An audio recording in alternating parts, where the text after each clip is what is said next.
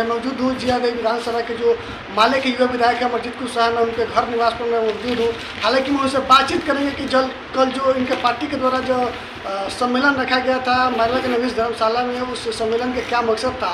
और मैरवा में काफ़ी दिनों से जो बारिश हो रही थी पिछले 3-4 रोज से, उसमें मैरवा की जो सड़क है बिल्कुल टूट के जर्जर हो चुका था, और जिसको लेकर के बारिश होने के बाद सड़क पर जो है काफ़ी जल जमा हो चुका था। हालांकि इस खबर को देखने के बाद, जो मैं खबर चलाया था, उस खबर को देखने के बाद जो जियागंज के विधायक अमरजीत कुशवाहा, उन्होंने खबर को देखने के बाद जो गड्ढे है उसमें जाकर के ईंट गिरवाने का काम किए, और जो वहाँ के जो मेडिकल कॉलेज कार्य जो कर रहा है, मेडिकल कॉलेज के जो इंजीनियर हैं, उन्होंने अमरजीत कुशवाहा को पत्र भी दिया। उन्होंने पत्र में साफ तौर पर क्या कहा, हम उनसे डायरेक्ट हम उनसे जानना चाहेंगे।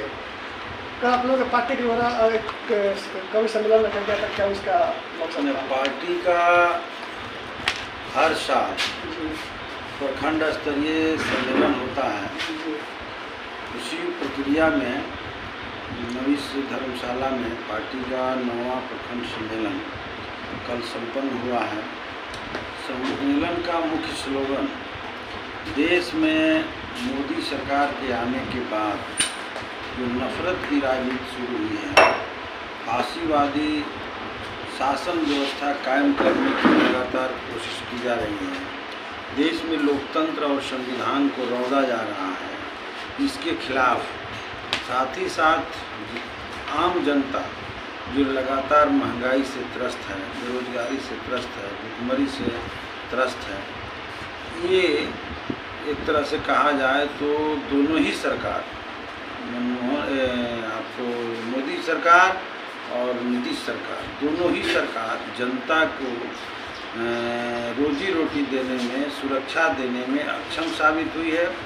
तो हम लोगों ने एक स्लोगन दिया कि महंगाई रोको, रोजगार दो, नफरत की राजनीति रोको, लोकतंत्र और संविधान की स्थापना करो।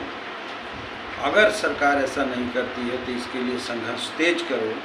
इसी आह्वान के साथ भाकपा माले का वो सम्मेलन संपन्न हुआ।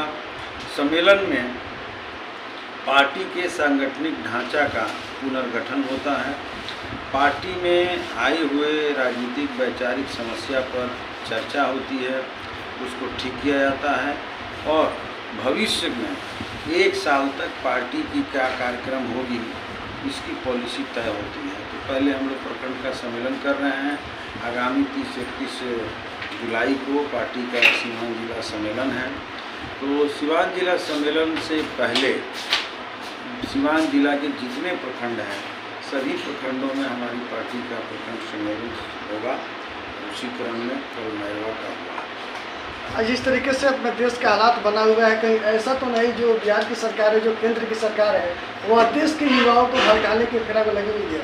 नहीं, देखिए, सरकार जो दिल्ली में बैठी हुई है वो सरकार अपने एजेंडे पर काम कर रही है।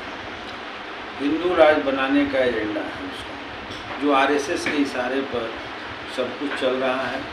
उन्होंने तो बहुत कुछ जनता से वादा किया था। मोदी जी बोले थे कि 2 करोड़ नौजवानों को हर साल रोजगार देंगे। मोदी जी बोले थे कि काला धन को 15-15 लाख रुपया करके हर गरीबों के खाते में भेज देंगे। मोदी जी बोले थे कि महंगाई पर हम लगाम लगाएंगे। लेकिन हुआ क्या?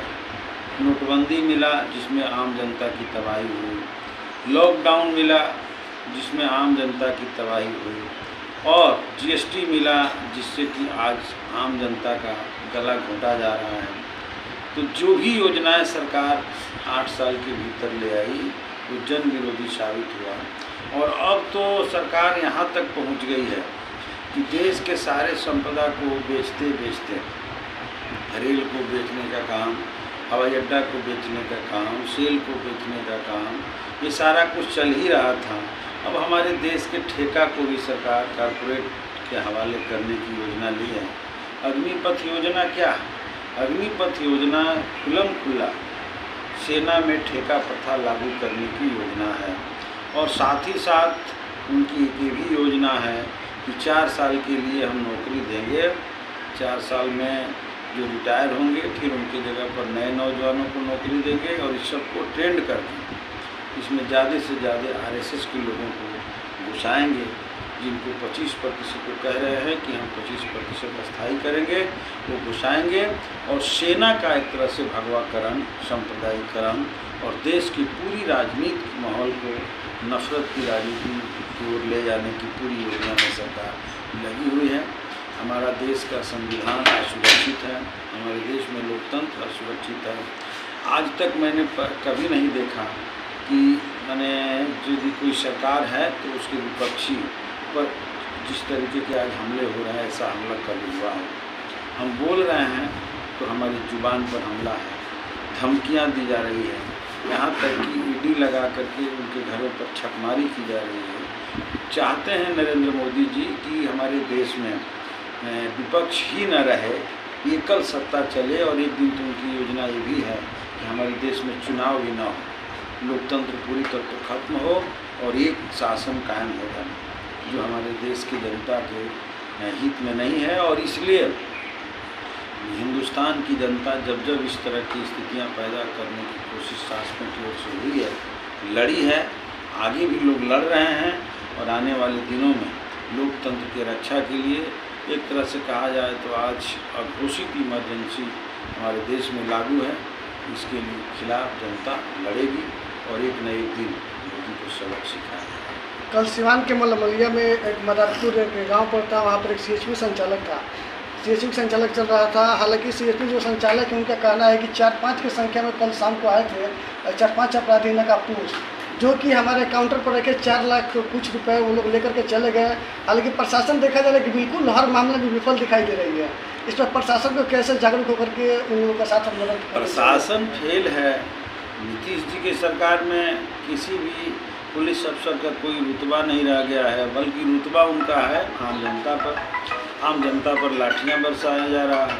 जब बिहार विधानसभा के भीतर जिस दिन विधायकों को पीटा जा रहा था, इससे तो पूरा देश और प्रदेश खास करके जो नक्सलशाही था, अफसर लोग थे, सब देख रहे थे खेला और तमाशा कि हमारे देश में नेताओं का, चुने हुए जनप्रतिनिधियों का क्या इमेज है।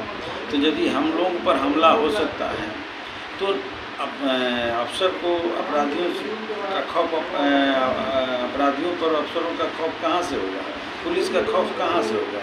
तो आम जनता का ही उत्पीड़न में सरकार लगी हुई है। हम देख रहे हैं कि जोगी राज के तर्ज पर बिहार के भीतर भी जहाँ गरीब लोग बसे हुए हैं उनके ऊपर बुलडोजर चलाने की योजना लाया गया है, लोगों को उजाड़ा जा रहा है, उनके घर को ध्वस्त किया जा रहा है। नहीं तो मैं पूछना चाहता हूँ कि वो बुलडोजर जिसकी बात आप कह रहे हैं, अगर हिम्मत है तो बिहार के अपराधियों पर चला, नहीं चला पाएंगे। सारे अपराधियों से सरकार का मेल है, सारे अपराधियों से पुलिस ऑफिसरों का मेल है, उन पर बुलडोजर नहीं चलेगा। लेकिन राजीव नगर में जिस तरीके से आम आदमी के ऊपर बुलडोजर चलाया गया, जिनके सारे लोगों का आशियाना जिस तरीके से तोड़ा गया, नेपाली नगर में जिस तरह से तोड़ा गया, सरकार यह क्या दिखाना चाहती है? किसकी सरकार है? कौन लोग? शासन जनता के लिए होता है, लेकिन यहाँ तो हम देख रहे हैं कि शासन सीधे तौर पर जनता के खिलाफ खड़ी है, अपराधियों का संरक्षण दे रहा है। इसीलिए पूरे बिहार के भीतर अपराधी बेलगाम है। लगातार सीवान जिला में अपराध की घटनाएं हो रही है, लेकिन इस पर कोई रोक नहीं है। सरकार फेल हो चुकी है।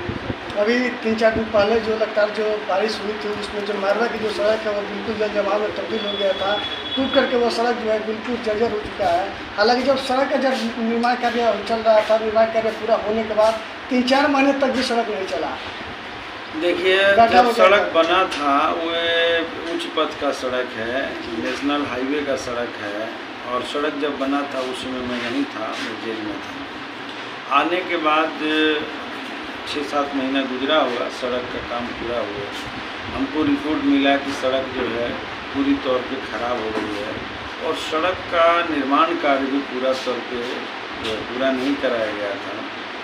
तो हमने जाकर निरीक्षण किया तो देखा कि फ्लैंक भी नहीं बना है, सड़क के दोनों किनारे जो पट्टी बनाया जाता है वो भी नहीं बना है। और हमने कंप्लेन किया, उच्च पथ के जो डिविजनल जो प्रमंडल का जो अधिकारी है, इंजीनियर है, उसको मैंने चिट्ठी लिखा बजाते, और फ़ोन से भी मैंने बात किया। उसी समय से तत्कालिक तौर पे तो उन्होंने कुछ गड्ढा भरने का काम किया, लेकिन निर्माण कार्य पूरा करा देने का आश्वासन देते रहे। इस मामले को हमने दिशा के बैठक में भी उठाया, तब भी जो है हम देख रहे हैं कि अभी तक काम पूरा नहीं हुआ था। तो हम पिछले 4 तारीख को सीधे तौर पे जो इंजीनियर एंड चीफ होते हैं बिहार के, उनके ऑफिस में मैं गया और वहाँ बैठ करके मैंने कहा कि अगर सड़क नहीं बनेगा तो हम यहीं धरना देंगे और सारे मीडिया लोगों को बुलाएंगे। तब उन्होंने तुरंत फ़ोन लगा करके छपरा के जो चीफ इंजीनियर है उससे बात की, एक्जीक्यूटिव इंजीनियर से बात किया और तमाम लोगों से बात किया और हमको वहाँ आश्वासन मिला कि कल जो है काम लग जाएगा और इस बार जो काम होगा केवल ईंट गिरा करके नहीं छोड़ा जाएगा, बल्कि उस पर मेटल से लेकर के कई लेयर बना करके प्लेन किया जाएगा और वो रोड को सुंदर बनाया जाएगा, पिचकरण किया जाएगा। ये हमको वादा किया गया। मैं पटना से लौटते क्रम में जाके निरीक्षण किया, देखा कि काम लगा हुआ है। अब हम इसी इंतज़ार में हैं कि सड़क में कितना काम का प्रगति हो रहा है और कब तक काम पूरा हो रहा है। तो ये हर तरह से कहिए तो हमारे संघर्षों का नतीजा है कि उस सड़क में काम शुरू हुआ है और हमारा प्रयास भी है कि हमारे विधानसभा के भीतर जितनी सड़कें हैं जो टूटी हुई अवस्था में है, हम 1 साल से लगातार उन सड़कों के निर्माण के बारे में लगे हुए हैं, तत्पर हैं। हम इंजीनियर से मिल रहे हैं, हम मंत्री से मिल रहे हैं, हम आरसीडी के मंत्री से मिले हुए हैं। हमारा लक्ष्य है कि बदली से लेकर के प्रतापपुर फैक्ट्री के पास जो सड़क आती है इसका चौड़ीकरण हो। हमारा लक्ष्य है कि तितरा जगदीशपुर सड़क जो कुछ 13 किलोमीटर बन के अधूरा रह जा रहा है, इसका काम जो है भवानी छापर माने झरई नदी तक जगदीशपुर कोठी तक पूरा हो। हमारा लक्ष्य है कि और जो भी सड़कें जहाँ जहाँ मतलब खराब है सब पूरा हो। इसके लिए हमने आरसीडी के जो मंत्री है, पथ निर्माण मंत्री, उनसे हम नितिन नवीन से मिला। अभी मैं ग्रामीण कार्य विभाग के जो मंत्री जयंत राज जी हैं उनसे हमने जाकर के मिला और हमने लगभग 60 सड़कों की सूची दी है जो हमारे विधानसभा क्षेत्र का आता है और मेरा प्रयास है कि सड़क के मामले में हमारा विधानसभा अव्वल दर्जे में आ जाए। तो ये हमारे प्रयास है। चलिए, आप देख रहे थे कि अभी हमारे साथ मौजूद थे जिया देवी के जो माले के युवा विधायक हैं अमरजीत कुशवाहा। उन्होंने साफ तौर पर बोला कि जो भी हमारे क्षेत्र विधानसभा के अंदर जो भी सड़कें हैं जो भी खराब हो चुकी हैं उन सबको लेकर के मैं विधानसभा में लगातार आवाज़ उठा रहा हूं। हालांकि जो ग्रामीण क्षेत्र के जो मंत्री हैं उनसे भी मैंने बातचीत किया और जो विधानसभा के अंदर जो 60 ऐसी सड़कें हैं जिनको लेकर के विधायक अमरजीत कुशवाहा मंत्री के पास जाकर के आवेदन दिया है और सड़क बनवाने को लेकर के आग्रह भी किए हैं। अब देखना यह होगा कि किस तरीके से अमरजीत कुशवाहा के कही गई बातों को जो ग्रामीण मंत्री है या जो परिवहन विभाग के जो मंत्री हैं वह कब तक इस पर एक्शन लेते हैं, तो खैर आने वाला वक्त ही बताएगा।